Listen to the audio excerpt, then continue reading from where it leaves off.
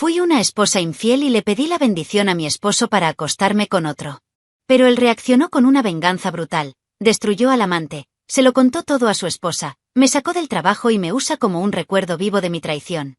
Si te gustan las historias de traición y venganza, dale like al vídeo, suscríbete al canal y activa la campanita para recibir notificaciones de nuevas historias.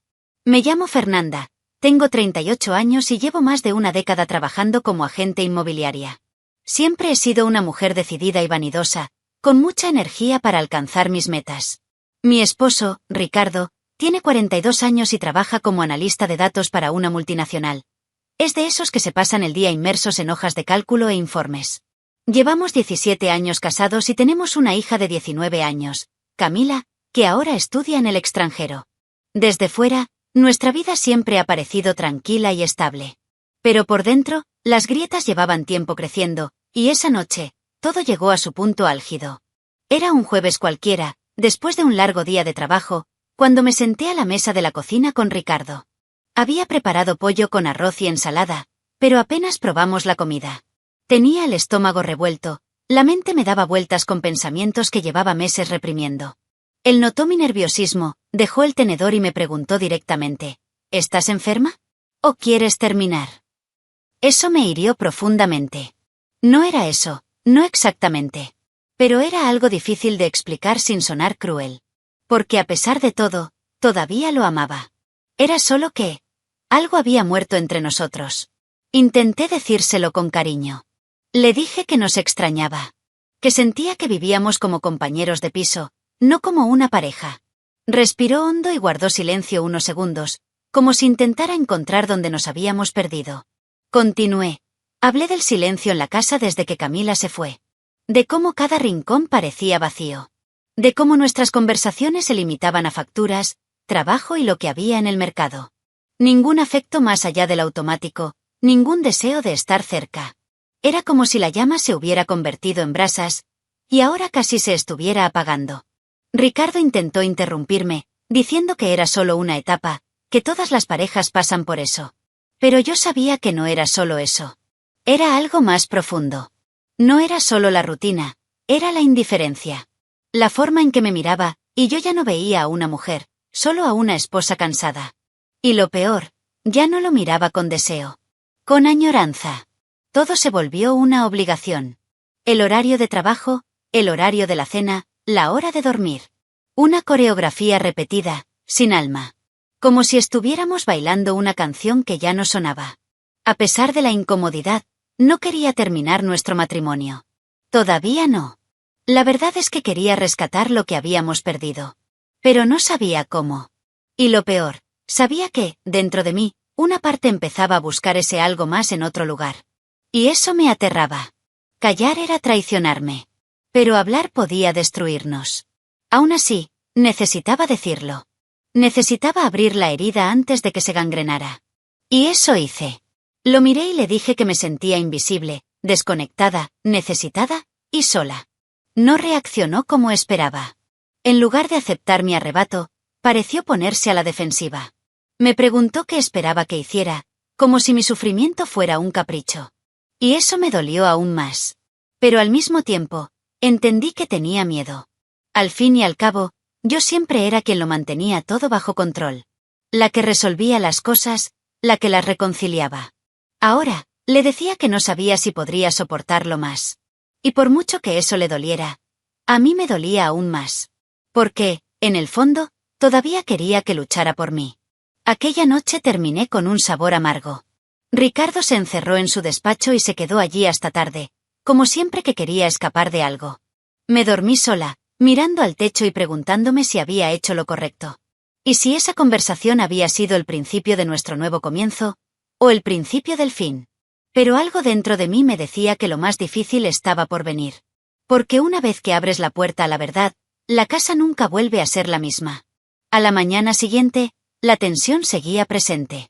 Ricardo me saludó con un breve buenos días, tomó su café y se fue directo al ordenador. El silencio entre nosotros parecía aún más denso que la noche anterior. Yo tampoco quería forzar nada. No dejaba de pensar en cómo habíamos llegado hasta allí. Dos desconocidos que compartían una casa, una hija, una vida, pero que apenas se miraban. Eso me dolió más que cualquier discusión. Porque no era rabia, no era una pelea, era ausencia. Y en el fondo, llevaba mucho tiempo sintiendo esa ausencia. Recordé la época en que no podíamos separarnos. Cuando bastaba con una caricia para encenderlo todo. Hacíamos el amor en el sofá, en la cocina, en el coche. Era intenso, estaba vivo. Hoy, si ocurría una vez cada 3 o 4 meses, era mucho. Y cuando ocurría, parecía más un esfuerzo por mantenernos que un momento de conexión. Y, sinceramente, ya no tenía ganas. No por él, necesariamente. Sino por todo. El desgaste, el cansancio, la rutina que se traga hasta el deseo. Ricardo, para ser justos, lo intentó. Hubo una época en que me invitaba a salir, hacía planes para viajes cortos, sugería cosas nuevas para hacer juntos. Incluso mencionó terapia de pareja. Me parecía tierno, pero artificial. Lo miraba y veía esfuerzo, no deseo. No era como antes, cuando nos atraíamos sin esfuerzo, sin planearlo. Todo lo que sugería parecía un intento desesperado de decorar una caja vacía. Como pintar una pared agrietada sin tratar los cimientos. Lo escuchaba, sonreía y decía, ya veremos, pero en el fondo, ya sabía que no funcionaría. Ya no podía ceder. Y, con el tiempo, él también se rindió. Dejó de intentar tocarme. Dejó de halagarme.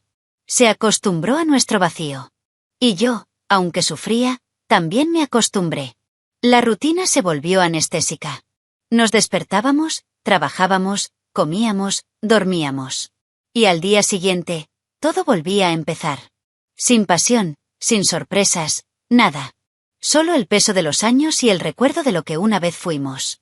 Me extrañaba. Extrañaba ser deseada, ser mirada con hambre, con deseo. Me miré al espejo y vi a una mujer que se desvanecía lentamente. Pero también me sentía culpable. Porque, en el fondo, sabía que todavía me amaba. Simplemente ya no sabía cómo demostrármelo. Y quizá yo también tenía algo de responsabilidad. Quizá me encerré demasiado, exigí demasiado. O quizá el problema era que había dejado de amar como antes. Ya no sabía. Estaba perdida en mi propia casa, en mi propio cuerpo. Todo parecía confuso, nublado.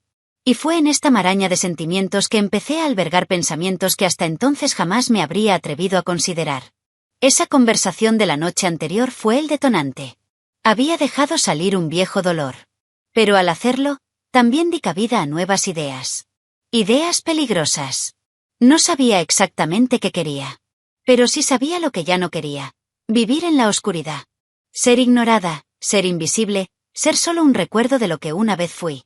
Y cuando una mujer se siente así, o lo abandona todo, o hace algo. Y en ese momento, estaba a punto de hacer algo que lo cambiaría todo. Simplemente aún no sabía la magnitud de la tormenta que se avecinaba. Pasaron algunas semanas después de aquella primera conversación.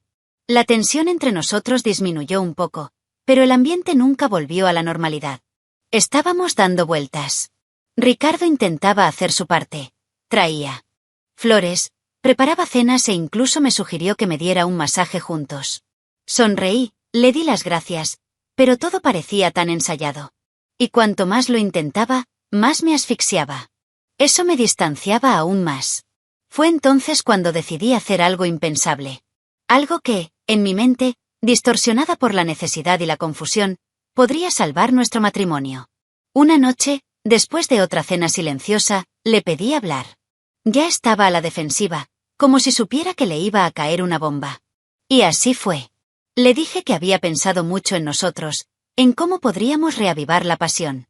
Le dije que quizá el problema era que éramos demasiado cerrados el uno al otro. Le dije que algunas personas han encontrado alivio y crecimiento en relaciones más abiertas. Al decir esto, su rostro se congeló. ¿Estás diciendo que quieres estar con otros hombres?, preguntó. Respiré hondo y respondí, sí, con tu permiso. Para explorar. Para reencontrarme. Y, al hacerlo, reencontrarnos. Explotó. Dio un golpe en la mesa y me llamó loca. Dijo que debía de tener a alguien en mente. Intenté mantener la calma, insistiendo en que no era engaño, que todo sería completamente honesto, acordado y transparente. ¿Cómo es que esto no es engaño, Fernanda?, gritó. ¿Quieres acostarte con otro hombre? ¿Quieres tocar otro cuerpo? ¿Qué es eso entonces? ¿Un juego de mesa? Sus palabras fueron como bofetadas. Sabía que sonaba absurdo. Pero en ese momento, de verdad creí que podía separar lo físico de lo emocional. Que solo sería una fase. Que esto evitaría algo peor. Pero él continuó. Dijo que si era solo por sexo, por curiosidad física, mejor contratar a una escort. ¿Quieres una nueva experiencia? Págala, dijo con sarcasmo. Me quedé atónita. Dije que no era eso, que necesitaba conexión, algo real. Pero entonces sonrió. Una sonrisa fría y cínica, como la de alguien que acaba de ganar una discusión. Exactamente, dijo. Quieres a otro hombre. No es solo el acto. Quieres la sensación. Eso lo hace 1000 veces peor. Y tenía razón. Me estaba engañando a mí misma. Intentando ponerle una etiqueta bonita a un deseo feo. La vergüenza empezó a apoderarse de mí. Sentía que me sudaban las manos y el corazón me latía con fuerza. Intenté justificarme, decir que quería salvar lo que quedaba entre nosotros. Que no quería engañarlo, que por eso estaba siendo sincera. Pero cada palabra parecía cavar un hoyo más profundo en nuestra relación. Él me miraba con esa mirada de asco y decepción. No era odio. Era peor, era pura decepción. Yo, que siempre había sido la esposa devota, leal y cariñosa, estaba allí pidiendo permiso para compartir la cama con otro hombre. Y pensando que eso me convertía en alguien honesta. Menudo chiste.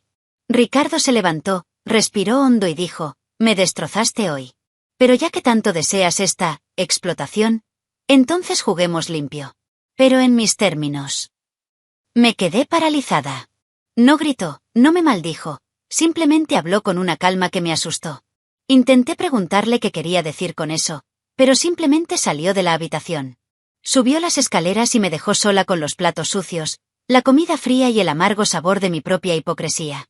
Sabía que había cruzado la línea. Simplemente no tenía ni idea de qué haría con ello. Al día siguiente, Ricardo no dijo ni una palabra.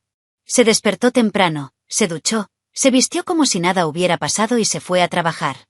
Me quedé allí, sola, preguntándome si solo intentaba procesarlo todo o si ya planeaba irse. La ansiedad me consumía. Lo que había sido un silencio habitual ahora era un silencio lleno de desprecio. Cuando regresó esa noche, me llamó con calma para hablar. Pensé que tal vez había aceptado, que la conversación sería sobre límites y acuerdos. Pero no. Era algo más. Una especie de trampa lógica. Una tortura fría y quirúrgica. Me miró con un tono calculador y empezó, si lo que quieres es solo el acto, ¿por qué no contratas a alguien? Yo lo pago, si quieres. Puede ser un acompañante bien formado, guapo y fuerte. Solo sexo. Nada de conexión. Al fin y al cabo, eso es lo que dijiste, ¿no? Intenté responder, pero me interrumpió. Dijiste que necesitabas explorar, volver a sentir deseo. Así que, hagámoslo fácil, un chico que entre, te satisfaga y se vaya. Sin nombres, sin emociones. Eso es todo. Mi cuerpo se paralizó. Porque sabía que no hablaba en serio. Me estaba confrontando con mi propia incoherencia. Le respondí que no quería a un desconocido. Que necesitaba conectar con esa persona. Que el sexo sin conexión emocional no tenía sentido para mí. Y entonces dijo, ahí lo tienes. Eso es lo que quería oír. Así que no se trata de sexo. Se trata de otro hombre. No solo quieres el cuerpo. Quieres otra historia. Otra vida. Quieres volver a enamorarte, y no de mí. Me quedé callada. No porque tuviera razón en todo, sino porque, quizá tenía razón en parte. Ya me estaba involucrando emocionalmente con otra persona, incluso sin haberme acostado con él. Y Ricardo lo sabía, aunque no se lo hubiera dicho. Su mirada era pesada. No de ira, sino de alguien que ve el alma de quien tiene delante y no le gusta lo que ve. Y eso me destruyó. Porque siempre me había sentido orgullosa de mi ética, de mi transparencia. Y ahora, a los ojos del hombre con el que había compartido casi 2 décadas de mi vida, solo era una traidora emocional que quería justificar sus deseos con palabras bonitas. Quería gritarle que no era eso. Que todavía lo amaba. Pero en el fondo, una parte de mí ya estaba en otro lugar. Ya no era completamente suya. Y tal vez, de hecho, Eso era incluso peor que una traición física. Me quedé allí, intentando defenderme, pero todo lo que dije me pareció débil. Ricardo no gritó ni lloró. Simplemente habló con calma, como un juez que ya había dado su veredicto y estaba leyendo la sentencia. Puedes engañarte todo lo que quieras, Fernanda. Pero yo no. Tú quieres a otro hombre. No otro cuerpo. Otro hombre. Y cuando dijo eso, me vi por primera vez como él me veía. Egoísta. Fría. Incoherente. Quizás incluso cruel. Y lo peor de todo, impotente ante lo que había causado. Mi castillo de justificaciones se derrumbaba bajo el peso de la verdad. Cuando terminó de hablar, se levantó, pasó junto a mí y subió las escaleras sin decir nada más. Me quedé sola en la habitación, sintiéndome expuesta de una forma que jamás pensé que alguien sería capaz de sentir. No me golpeó, no me gritó, no me humilló. Pero lo que hizo fue 1000 veces peor. Me hizo ver en quién me estaba convirtiendo. Y en ese momento, aún no tenía ni idea de cuánto peor podrían empeorar las cosas. Ni de cómo convertiría este dolor en algo mucho más difícil de afrontar que cualquier grito. Sabía que no podía andar con rodeos. Después de esa conversación tan cortante, Ricardo se volvió más introspectivo, pero a la vez, más directo. Al día siguiente, mientras tomábamos café, me miró y dijo, ¿quién es? Eso fue todo. Sin ira en su voz, solo certeza. Intenté negarlo por reflejo, pero su expresión era clara, ya lo sabía. Solo quería oírme admitirlo. Guardé silencio unos segundos, sintiendo el corazón latir con fuerza. Luego respiré hondo, bajé la vista y pronuncié el nombre que nunca debía haber dicho, Marcos. Marcos era un consultor de marketing con quien colaboraba regularmente en proyectos inmobiliarios de alta gama. Además, estaba casado y era padre de 2 niños pequeños. Empezó con mensajes inofensivos, bromas tontas por WhatsApp y halagos sobre el trabajo del otro. Luego vinieron los almuerzos. Los halagos físicos. Las miradas fijas. Y la sensación que no había sentido durante años con Ricardo comenzó a latir dentro de mí de nuevo. La sensación de ser vista. Deseada. Escuchada. Era como una adicción. Una que sabía que era peligrosa, pero que me hizo sentir viva de nuevo. Le juré a Ricardo que nunca nos habíamos tocado. Que no había habido besos, ni caricias, ni mucho menos sexo. Y era cierto. Pero me interrumpió con una mirada que decía, eso no cambia nada. Y quizá no lo cambió. Porque emocionalmente, ya estaba con otra persona. Aunque mi cuerpo no hubiera cruzado la línea, mi corazón ya había dado un gran paso hacia la traición. Ricardo lo escuchó todo en silencio. Ninguna reacción. Ni una palabra. Simplemente respiró hondo y mantuvo la mirada fija, como si estuviera analizando qué me haría después de la confesión. Después de un rato, se levantó de la silla, cogió el móvil y dijo, si de verdad quieres salvar nuestro matrimonio, Fernanda, ahora será bajo mis condiciones. Intenté preguntarle qué quería decir, pero solo sonrió con tristeza y subió las escaleras. Más tarde, vi que había cerrado con llave su oficina y se pasaba horas delante del ordenador. No tenía ni idea de qué planeaba, pero presentía que estaba preparando algo importante. Algo frío. Algo que me pondría justo donde él creía que merecía estar. En los días siguientes, dejó de tocar el tema. Fingíamos ser insoportablemente normales. Pero él siempre estaba con el celular, revisando archivos, redes sociales, hablando con quién sabe quién. Empecé a temer lo que pudiera descubrir. Empecé a arrepentirme de haber confesado. No porque quisiera ocultarlo, sino porque no me lo perdonaría. Iba a usarlo como munición. Y, como analista de datos, era metódico, preciso. Cuando Ricardo decidía destruir algo, lo hacía con una elegancia quirúrgica. Y esta vez, el objetivo era yo. Intenté dormir, pero me despertaba en mitad de la noche con el corazón en un puño. Sabía que lo peor estaba por venir. Irónicamente, fui yo quien trajo todo esto a casa. Abrí la puerta. Lo dejé entrar. Y ahora era demasiado tarde para intentar cerrarla. Porque Marcos no era solo una fantasía lejana. Existía. Tenía rostro, tenía intenciones. Y sabía, en el fondo, que él también quería cruzar la línea. Solo estaba esperando mi consentimiento. Pero antes de que eso sucediera, Ricardo decidió tomar las riendas. No sé exactamente cuándo Ricardo empezó a atar cabos. Pero sí sé que, de repente, Sabía demasiado. Un día me llamó y, con mucha calma, me preguntó, ¿el apellido de Marcos empieza con S o con Z? Me quedé paralizada. Fernanda, ya no tienes que mentir. Ya lo encontré. Con el móvil en la mano, empezó a mostrarme sus perfiles. Instagram, LinkedIn, Facebook. Fotos de la empresa, eventos, incluso reuniones que ni siquiera recordaba. Sabía exactamente quién era el hombre con el que estaba involucrada emocionalmente. Y no se detendría ahí. Fue entonces cuando llegó el golpe más bajo. Ricardo encontró a la esposa de Marcos. Daniela. Una agente inmobiliaria, como yo. Joven, guapa y madre primeriza de un bebé de 4 meses. Cuando me mostró su perfil, con fotos de su familia, su embarazo y sus hijos, me dio un vuelco. Ya sabía que Marcos estaba casado. Claro. Pero siempre la había imaginado como una mujer distante, fría y desinteresada. Así la describió. Ver a Daniela sonriendo con el bebé en brazos, abrazando a Marcos en las fiestas infantiles, me hizo sentir sucia. Pequeña. Desdichada. Ricardo no dijo nada de inmediato. Simplemente me mostró, me miró con asco y se fue. Más tarde, lo oí hablar por teléfono. Intentaba ser discreto, pero la tensión en su voz era inconfundible. Estás a punto de descubrir quién es realmente este tipo con el que compartes la cama, dijo. Eso me dejó paralizada. No sabía si hablaba con la propia Daniela, con alguien de la empresa o con alguien conocido. Solo sabía que él había dado el primer paso. Y que no pararía hasta destruirlo todo. Al día siguiente, me pidió la contraseña del celular. Sin discutir, se la di. Sabía que resistirme solo empeoraría las cosas. Lo revisó todo, WhatsApp, fotos, historial de llamadas.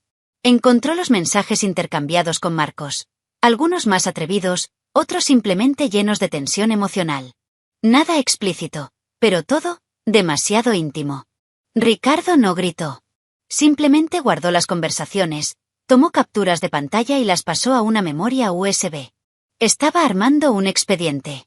Y yo sabía exactamente a quién se lo enviaría. No podía olvidar la cara de Daniela. Me sentía como un niño a punto de ser llamado por el director. Pero no era solo miedo. Era una amarga mezcla de arrepentimiento, vergüenza y pánico. No porque ya me importara Marcos, sino porque mi mundo estaba a punto de derrumbarse. Yo, que creía tenerlo todo bajo control, que tenía la situación en mis manos, ahora era rehén de la paciencia quirúrgica de un hombre herido. Un hombre inteligente, frío y meticuloso. Ricardo estaba herido. Y había decidido vengarse como mejor sabía, con precisión, con justicia y con crueldad. Quería pedirle que parara. Quería suplicarle. Pero algo me decía que era demasiado tarde. Y en el fondo, una parte de mí sabía que me lo merecía. No solo por haber engañado a Ricardo, sino por haber creído a Marcos. Por haber entrado en un juego sucio, por haber jugado como un novato. Y ahora, mientras observaba con calma a Ricardo armar su rompecabezas de venganza, comprendí que su dolor no provenía de un acto aislado. Provenía de la destrucción de todo lo que él creía que yo era. Y cuando un hombre como Ricardo deja de admirarte, no queda nada que salvar. Era martes por la mañana cuando Ricardo finalmente hizo su jugada. Estaba en la ducha cuando lo oí hablar por el altavoz de su celular. No reconocí la voz al instante, pero al salir del baño y entrar en la sala, lo entendí todo. Era Marcos. Ricardo lo había llamado sin avisarme, y el tono de la conversación me dejó helado. ¿Entonces quieres estar con mi esposa?, preguntó Ricardo con una calma aterradora. De acuerdo, te dejo. Pero solo si me dejas salir con la tuya también.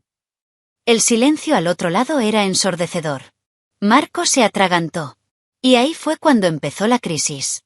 Marcos intentó cambiar de tema, diciendo que lo había malinterpretado, que nunca había sido más que una amistad.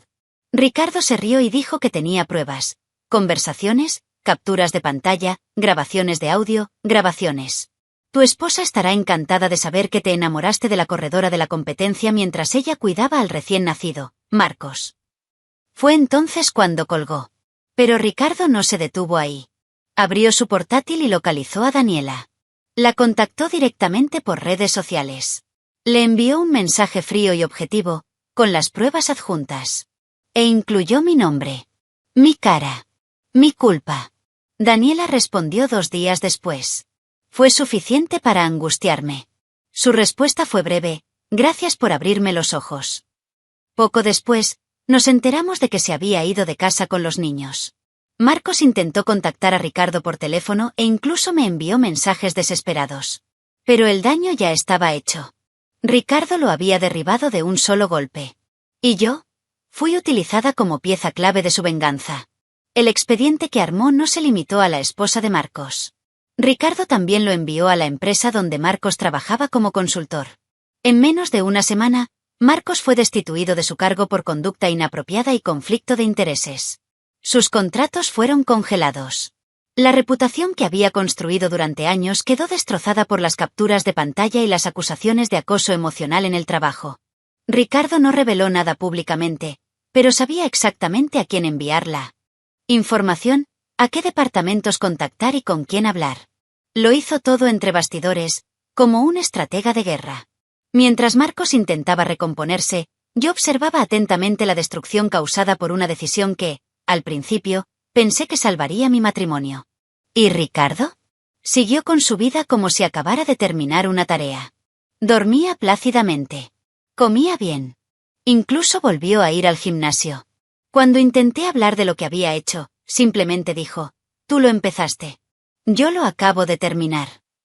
Sabía que no mentía. Y no había nada que yo pudiera hacer. Su venganza no fue ruidosa. Fue quirúrgica. Fría. Y dolorosamente efectiva. Pensé que sería la protagonista de la historia, pero terminé siendo solo la mecha del infierno que decidió desatar. Para entonces, ya sabía que nuestro matrimonio jamás volvería a ser lo que era. La confianza había muerto. La admiración se había evaporado. Ahora solo quedaba el castigo. Ricardo no me pegaba, no me engañaba, no me humillaba en público. Pero en silencio, me destruía por dentro, dejándome ver todo lo que había causado. Y eso, quizás, era mucho peor que cualquier grito. El infierno de una conciencia culpable, alimentada por una justicia cruel pero merecida. Y lo peor era que aún no tenía ni idea de qué más era capaz de hacer. Tras el terremoto que Ricardo causó en la vida de Marcos, él volvió su mirada hacia mí. Y fue entonces cuando la venganza dejó de ser silenciosa. Me llamó para hablar, con una calma que me dio escalofríos, y me dijo que tendría que dejar la empresa por tiempo indefinido. Ya le había escrito un correo electrónico falso a mi supervisora, informándole que tenía problemas de salud en la familia y que necesitaba tomarme una licencia. Me dio un día para enviarlo. No me preguntó si quería ordenado y obedecí. Por primera vez en mi vida, me sentí como un empleado de mi propia casa. También me prohibió salir sola. Dijo que no era por mi seguridad, sino para no tener tiempo de pensar en nuevos planes. Me quitó mi celular personal y me dejó solo con mi antiguo celular, uno de esos sencillos con un botón físico y sin acceso a Internet. Dijo que era para ayudarme a reconectar con el mundo real. Era humillación disfrazada de ironía. Cuando necesitaba usar mi laptop para responderle a un antiguo cliente, él se quedaba a mi lado todo el tiempo, observando cada tecla, cada suspiro. Y no eran celos. Era dominio. Puro control. Castigo encubierto. Pasé días llorando en el baño con el grifo abierto para que no me oyera. Sentía vergüenza, culpa, pero también una rabia silenciosa. Porque sí, había cometido un error. ¿Pero merecía vivir como una prisionera? Empecé a preguntarme si lo que realmente quería era seguir casado, o si solo quería tenerme cerca para poder seguir castigándome poco a poco. Decía que todavía me amaba, pero era un amor que sonaba más a posesión que a afecto. Un amor hiriente, tóxico y extremadamente metódico. Se esforzaba por recordarme a diario lo que yo había causado. Y lo más cruel fue que nunca alzó la voz. Nunca me ofendió. Todo lo hacía con una frialdad tan calculada que me sentía como un experimento. Estaba probando mis límites, viendo hasta dónde podía llegar sin romper la línea de lo aceptable. Mientras tanto, Marcos desapareció del mapa. Daniela no respondió nada más. Y yo seguí viviendo en una casa que parecía una tumba para todo lo que una vez amé. Cada pared me recordaba la traición. Cada mirada que me dirigía era un cuchillo elegantemente clavado. Nada sangraba por fuera, pero por dentro, ya no me reconocía. En un momento dado, intenté retomar la conversación. Le dije que lo sentía, que quería reconstruir. Él solo dijo: ya no tienes crédito, Fernanda. Solo obedece. Eso me destruyó más que cualquier grito.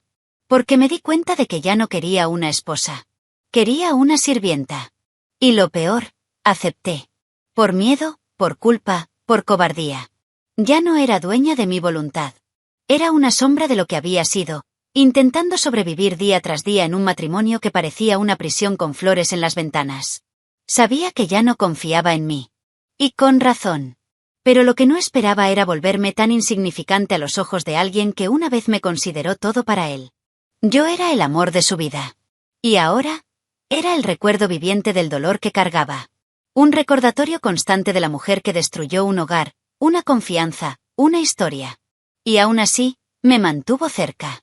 Como si quisiera asegurarse de que nunca lo olvidara. Que nunca me recuperara. Que nunca me soltara. Fue un sábado nublado cuando todo cambió de nuevo. Ricardo pasó toda la mañana en silencio, revolviendo papeles y escuchando música clásica, algo que solo hacía cuando preparaba algo importante. Alrededor del mediodía, me llamó. Estaba en el porche, intentando respirar un poco de aire que no me agobiara la culpa. Apareció en la puerta y me dijo en voz baja, «Sube. Quiero hablar contigo». Subí. La habitación estaba ordenada, la cama hecha y él estaba de pie, mirando por la ventana. «Hoy me vas a demostrar que todavía quieres estar aquí», dijo, sin mirarme. No entendí. Le pregunté qué quería decir. Se giró lentamente, me miró a los ojos y me ordenó, «Arrodíllate». Eso me dejó helada. Nunca me había hablado así. Era una mezcla de orden y frialdad que me paralizó el cuerpo. Dijiste que querías recuperarme, ¿verdad? Pues empieza ya. No respondí. Simplemente obedecí. Me arrodillé allí, en el suelo de nuestra habitación, en silencio. Sentí una lágrima correr por mi rostro. Pero él permaneció impasible. Se acercó a mí, me levantó la cara con los dedos y dijo, «Hoy reescribo las reglas. Y las aceptarás todas». Me llevó a la cama. No con suavidad, sino con firmeza. Me desvistió lentamente, pieza por pieza, como si estuviera despojándome de cada capa de la mujer que había sido. Sus caricias no eran violentas, pero tampoco tiernas. Quería marcar su territorio. Poseerme. Convertirme en un recordatorio viviente de su propio dolor. Y yo, lo dejé. Porque una parte de mí sentía que lo merecía. Una parte de mí aún quería pertenecerle. Y otra parte, más silenciosa, solo quería acabar con todo de una vez por todas. Acabar con la culpa, el miedo, el castigo eterno. Pero él no estaba dispuesto a liberarme. Fue intenso. Fue duro. Fue dominante. Cuando terminó, me dejó sola en la cama y salió de la habitación. Me quedé allí, desnuda, cubierta solo por la vergüenza. No lloré. No podía. Era como si mi cuerpo se hubiera apagado. Como si solo quedara la cáscara. Y, sin embargo, dentro de ese vacío, algo me decía que esto era solo el principio. Ricardo no quería sexo. Quería control. Venganza emocional. Quería que recordara cada decisión equivocada. Quería que cargara con la culpa como una cadena atada al tobillo, arrastrándola por los pasillos de esa casa hasta mi último día. Desde entonces, ha cambiado. Se ha convertido en alguien más frío, más distante, pero lo suficientemente presente como para mantener activo el castigo. Me observa. Me pone a prueba. Me manipula. Y yo, que antes era una mujer llena de opiniones, energía, vida, ahora solo soy alguien que obedece. Que sobrevive. Que espera. Quería decir que me arrepiento de todo, y lo hago. Pero hay algo peor que el arrepentimiento. Saber que, aunque me arrepienta 1000 veces, nunca seré perdonada. Nunca seré vista por él de la misma manera. Nunca seré amada de nuevo. Solo tolerada. Hoy soy una prisionera emocional. Una pieza en el estante del matrimonio destruido que fingimos mantener en pie. A veces pienso en irme. En empezar de nuevo. Pero por alguna razón que ni siquiera yo entiendo, me quedo. Quizás por miedo. Quizás por culpa. Quizás por cobardía. O quizás porque sé que este es el castigo que elegí para mí. ¿Y tú? ¿Crees que lo que hizo fue demasiado cruel? ¿O merecía cada segundo de esta nueva vida? Deja tu opinión en los comentarios, dale me gusta al vídeo y suscríbete al canal para recibir notificaciones de nuevos vídeos. Además, ayúdanos a llegar a más personas y a formar una comunidad. Aprovecha y mira una de las historias que aparecen a continuación sobre nuevos informes de traición y venganzas. Hasta la próxima historia.